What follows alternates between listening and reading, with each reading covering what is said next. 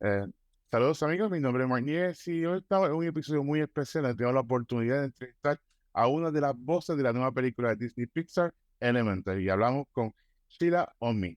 Hi Sheila, how are you doing today? Hi, hola, amigas y amigos. It's a Hola. pleasure to be here. Hola. Hey, hola, saludos. Thank you so much for being here. I really appreciate it. I just saw Elemental. It was such a beautiful and wonderful film. And I loved it. I loved everything from it. Since I'm a father, I guess it related to many of the stuff that was in the movie.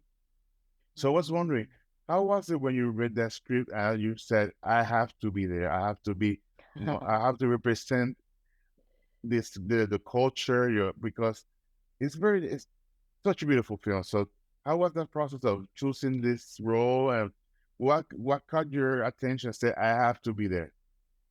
Oh, so I feel so honored that I didn't even get a chance to read the script.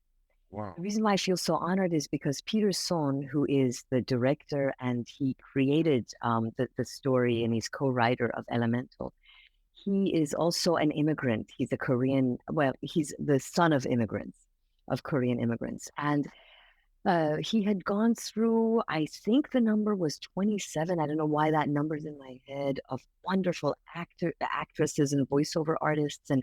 And because the character of Cinder is based on his Korean mom, for some reason he wasn't able to find the right quality of voice. I have no idea where he found my work, which work he saw that he felt like this voice matches my mom's voice. And I was just so thrilled and grateful that he contacted me. He set up a Zoom meeting. So I did a Zoom meeting with himself and his lovely producer, Denise Ream.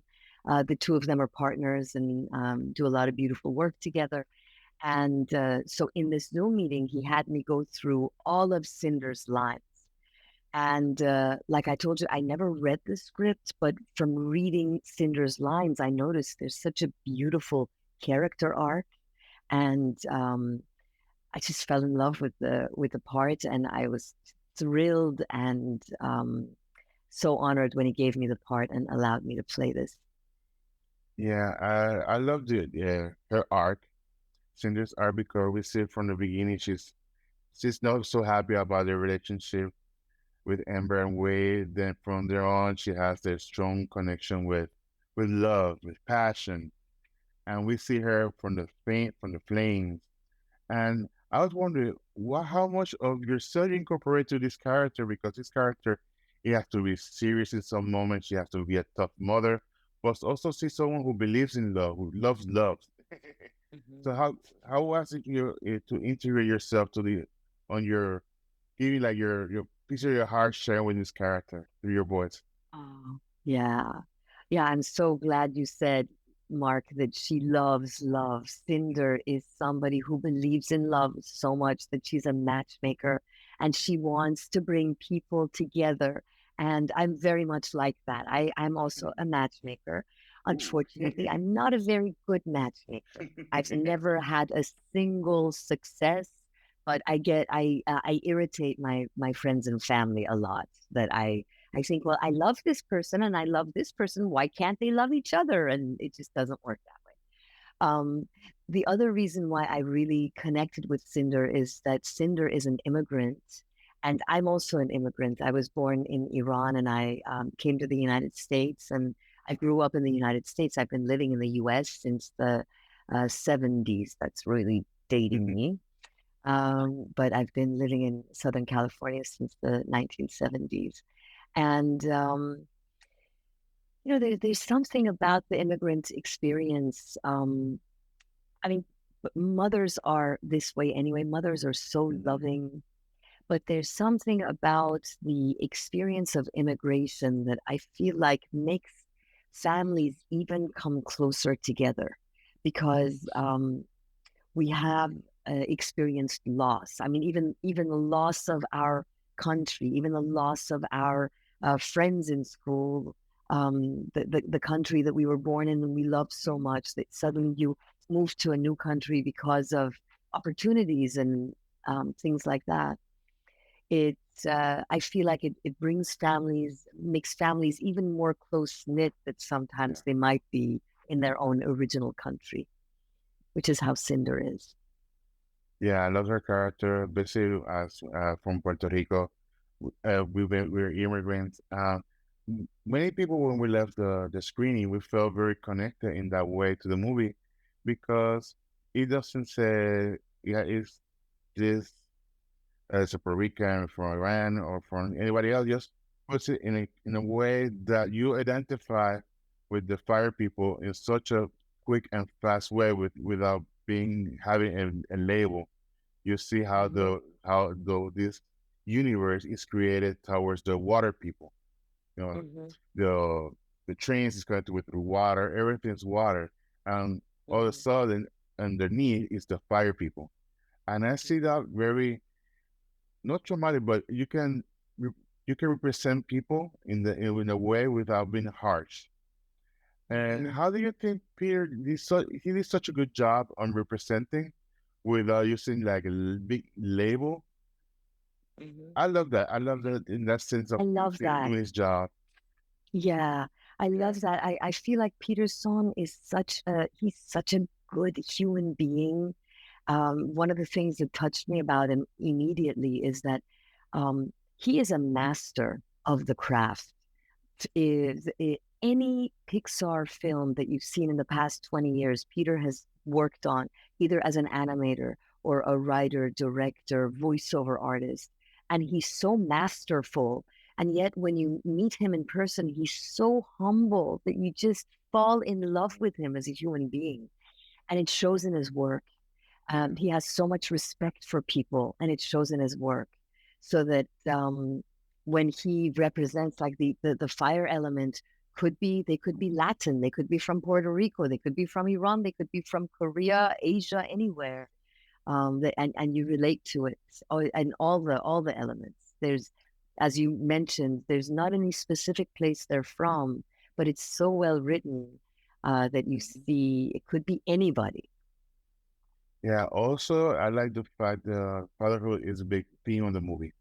We always know that mother were more conscious Yes. of their daughters, but I think the fatherhood is very particular because we see the sacrifice their family did in the beginning of the movie, moving to the big city, and then all of a sudden, all his hopes and dreams were relied on Amber, on how she has to work. They said that from the beginning, you're going to have the store, you're going to be the owner once you call that, once you get your responsibility, once you grown up.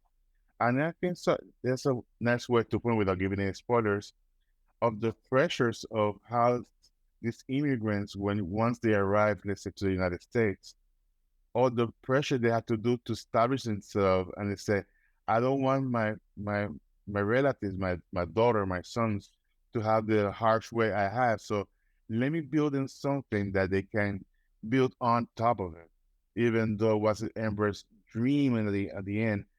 But we see that so I saw it meant so much to me in that way that I not relate but understand the position from the father and also from the mother because the mother was also supportive of his husband.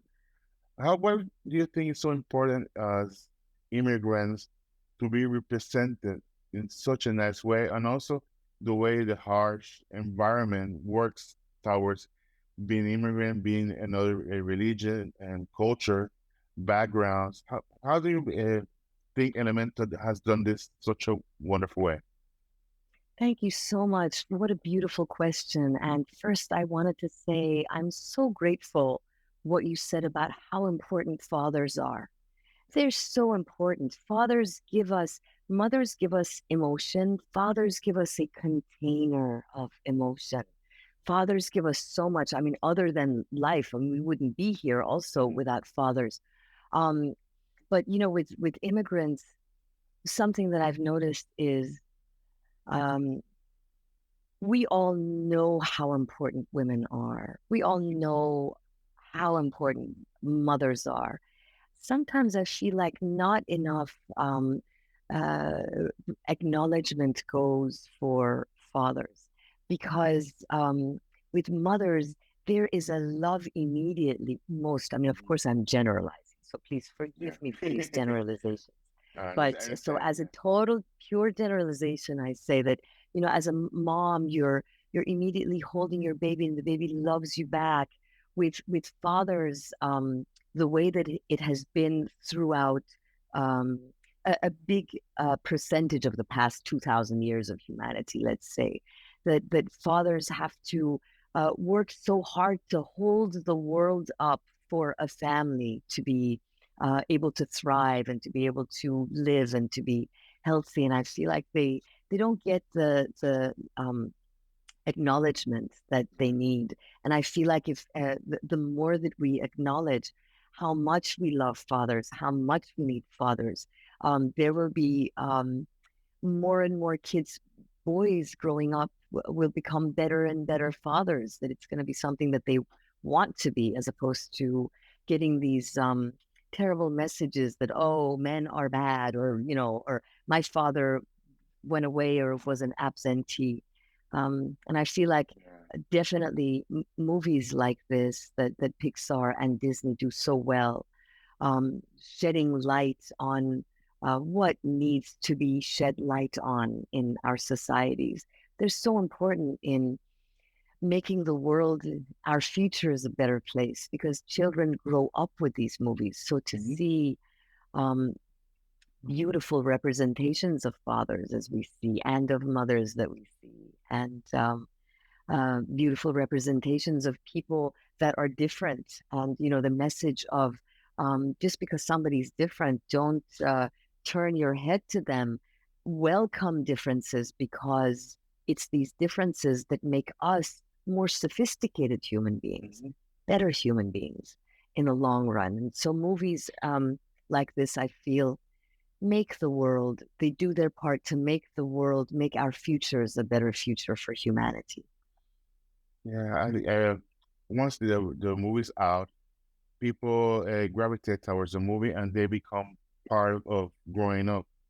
That's why Disney classics are so important because we all grew up with The Lion King, The Little Mermaid, and then we take a parts of the movie and become part of us. That's what the beauty of and magic of cinema. That's something that Mm-hmm. wasn't like meant for us, but it becomes part of us in our way of living, Mm-hmm. philosophy, how we feel, how we look Mm-hmm. toward the world. And I think in this Mm-hmm. movie, in a couple of years, maybe this generation won't understand it in the beginning, but once they grow up with the movie, watching a couple of times, understanding the theme of love underneath everything. There's Mm-hmm. a rom-com comes into it, but there's also a parent love that is not Mm-hmm. scripted directly, but indirectly is there. So I think Mm-hmm. people are going to grow up, and especially this generation, that are looking for something for themselves. I think they're going to be related, Mm-hmm. and also like Peter and yourself and ourselves, that we as immigrants see this movie are going to say, I remember when I saw Elemental, how it changed my life because I saw this fatherhood, I saw this motherhood, I saw how Mm-hmm. hard it is to be an immigrant and how Mm-hmm. we can live together. That's the message of the movie. That no doesn't Mm-hmm. matter our backgrounds, where we come from, what we believe is love. Everything is connected. Mm-hmm. As long as we love Mm-hmm. all of ourselves, everything is going to be Mm-hmm. better. So that's the Absolutely. And I'm so glad that you mentioned the magic of cinema, because this movie is really made for the theater. It's so yeah. stunning and beautiful to see, and how wonderful it would be to have more people come back to the theater. I feel like with COVID, people just started getting used to only watching things on their TV, but Yeah. coming to the theater is a special thing, because it's not just you, it's you with other people that are having an experience together. And especially with this gorgeous film and with the music Yeah. in it, the music just melted my heart. Um, Also, I want to really ask you, feels like Sheila, an experience.